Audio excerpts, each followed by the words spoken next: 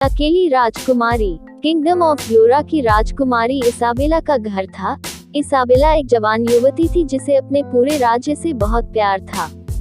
उसकी दो बड़ी बहनें थीं, रोज और जूलियट, लेकिन वो उनके जैसा बिल्कुल भी नहीं थी। रोज काफी आकर्षक थी, लेकिन उसका जूलियट से कोई मुकाबला नहीं था। फिर भी वे दोनों इसाबेला को पसंद नहीं करती थी, क्योंकि वो उन दोनों की जितनी खूबसूरत नहीं थी।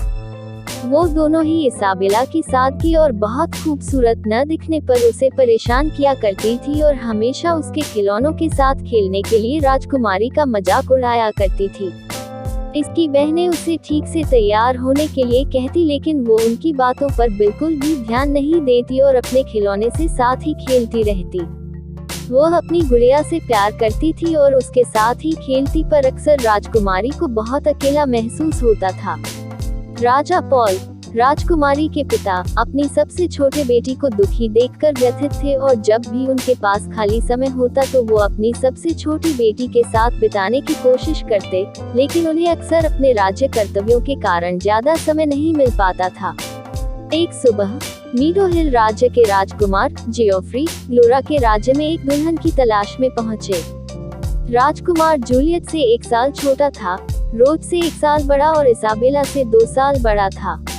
सभी बहनें उस सुंदर राजकुमार से मिलने के लिए बहुत उत्सुक थीं। प्रिंस जियोफ्री ने पहली बार जूलियट से बात की, उसके सुंदर बालों की प्रशंसा की। चापलूसी करते हुए जूलियट ने राजकुमार को बताया कि उसने अपने बालों की देखभाल कितनी प्यार से की। जियोफ्री जल्द ही जूलियट की बातचीत से बोर हो गए और उन्होंने रोज के साथ बातचीत करने की इच्छा जताई। युवा राजकुमार को आकर्षित करने के लिए रोज ने अपने पिता के दरबार का वर्णन करना शुरू किया और उसमें सभी प्रसिद्ध हस्तियों के बारे में बात की। जब राजकुमार जियोफ्री को लगा कि वो अब रोज को और नहीं सुन सकता, तो उसने इसाबेला से मिलने का फैसला किया। जैसे ही वह उससे मिला, वो राजकुमारी की सुंदरता को देखकर हैरान हो गया।